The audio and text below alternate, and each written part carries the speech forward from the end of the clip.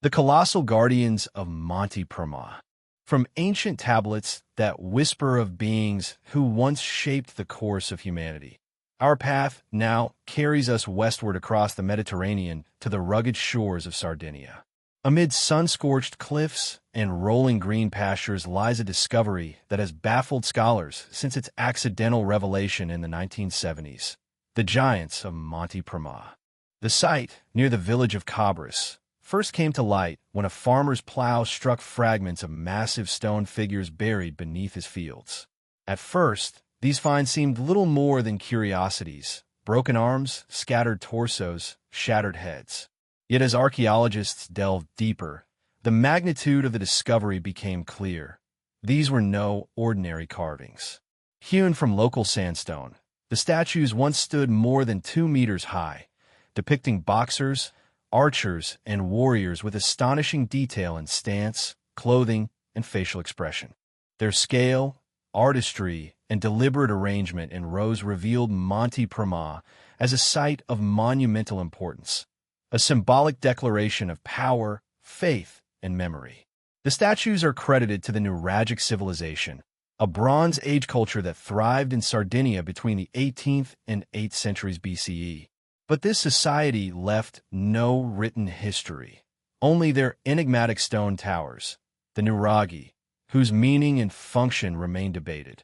Through the statues of Monte Prama, however, we glimpse their creativity, their ideology, and perhaps even their mythology. Each figure is unique yet uniform: broad shoulders, finely carved belts, weaponry, and boxing gloves appear again and again. This repetition suggests ritual symbolism rather than portraiture. But mystery clings to the context of the statues. They were intentionally broken, buried, and scattered, possibly as part of ritual destruction or conquest. Some believe invading forces smashed them to erase Nuragic identity. Others argue the burial was ceremonial, meant to retire sacred guardians while preserving their essence underground. The truth remains hidden beneath centuries of silence. The artistic precision of the statues is astonishing. Despite the hardness of stone, sculptors achieved delicate detail, from musculature and hair to armor and weapons. Did such sophistication reflect a deeper knowledge of engineering and anatomy in Bronze Age Sardinia than we realize? Why would a people with no surviving text create monumental stone art that still speaks so powerfully across millennia? The poses add further intrigue. Warriors hold round shields and spears. Archers draw stone-carved bows. Boxers raise gloved fists.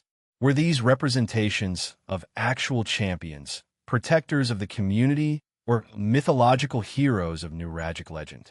Their alignment in strict rows suggests intentional planning, perhaps reflecting astronomy, social hierarchy, or cosmological beliefs now lost. Without texts, meaning remains out of reach. Comparisons with neighboring Mediterranean cultures raise new debates.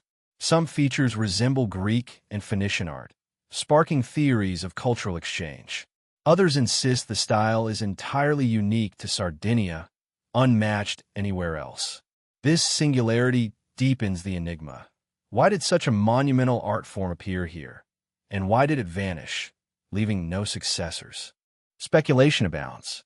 Some suggest the statues immortalize a race of heroes remembered in stone. Others see them as fertility symbols, protectors, or even markers of celestial observatories.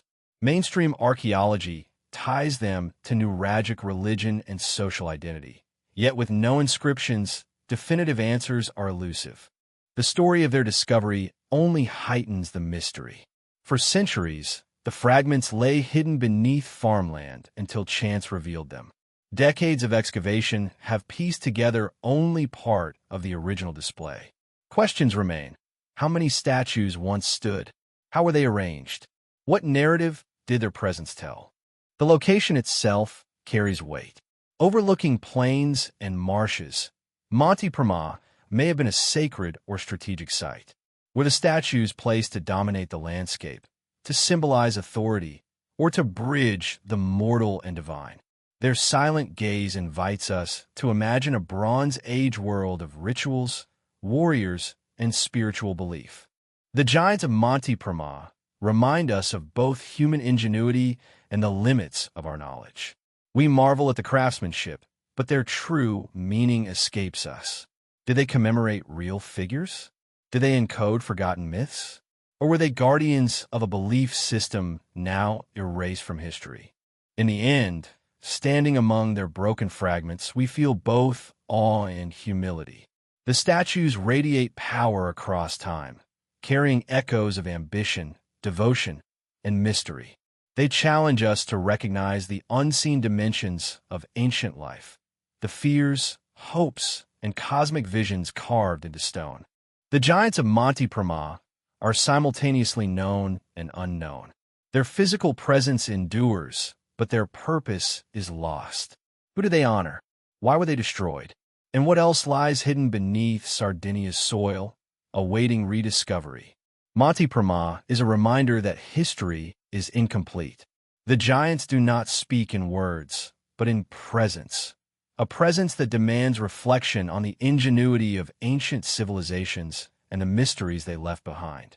And as we continue through the world's deepest enigmas, one question persists.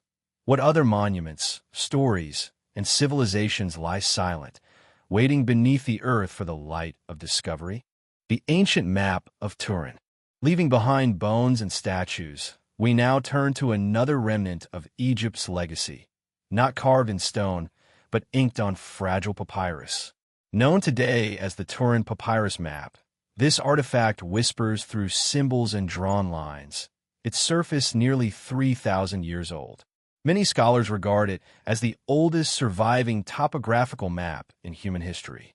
At first glance, it looks modest, faded sketches in red and black, outlines of hills and valleys, annotations naming locations.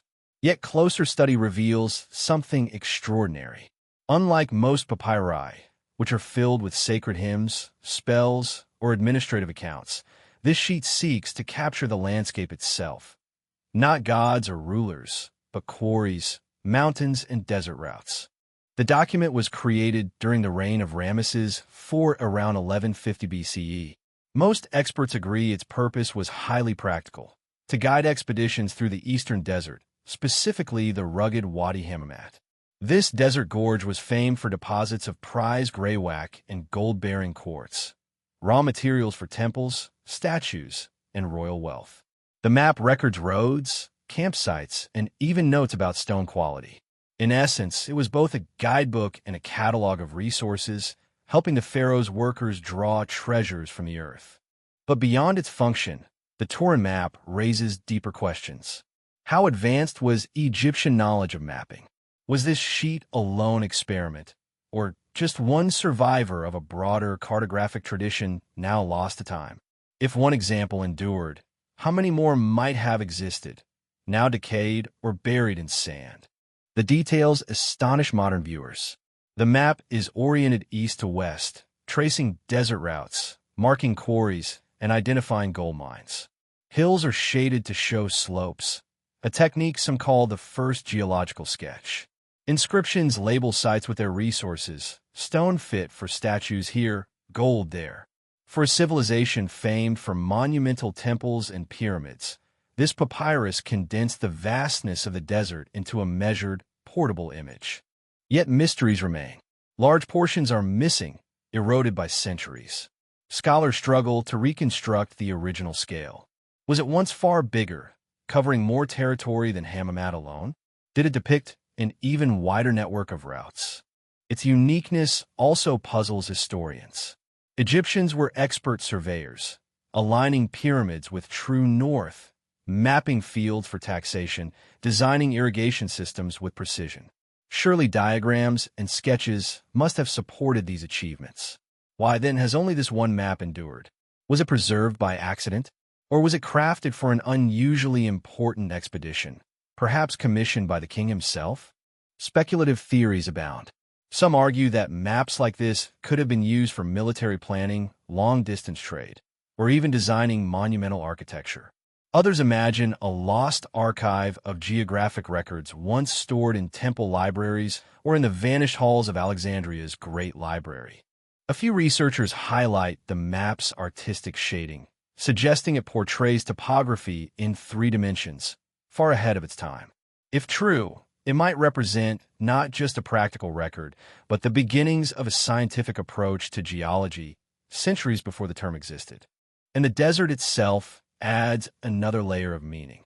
Wadi Hammamat was not only a quarry, but a crossroads, linking the Nile to the Red Sea and distant lands. Caravans may have carried tools, soldiers, goods, and stories through these routes. Could this papyrus reflect a world of movement and exchange, where deserts were not obstacles, but highways of culture and commerce? In the end, only fragments survive. To its creators, it may have been a simple working tool.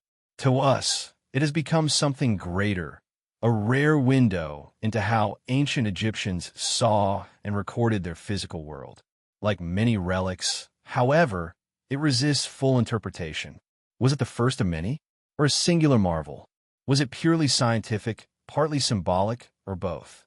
Today, displayed in Museo Egizio in Turin, the papyrus silently carries echoes of the scribes who drew it, the workers who followed its lines, and the pharaoh who demanded the riches it revealed. And it leaves us wondering, what knowledge has been lost? How many maps, records, and archives were erased by fire, conquest, or time? The Turin papyrus map remains a fragile window into an immense, untold story, inviting us to see not just lines on papyrus, but shadows of forgotten knowledge. If such a delicate relic could survive against all odds, what other treasures lie waiting in the earth, ready to rewrite our understanding of the ancient world?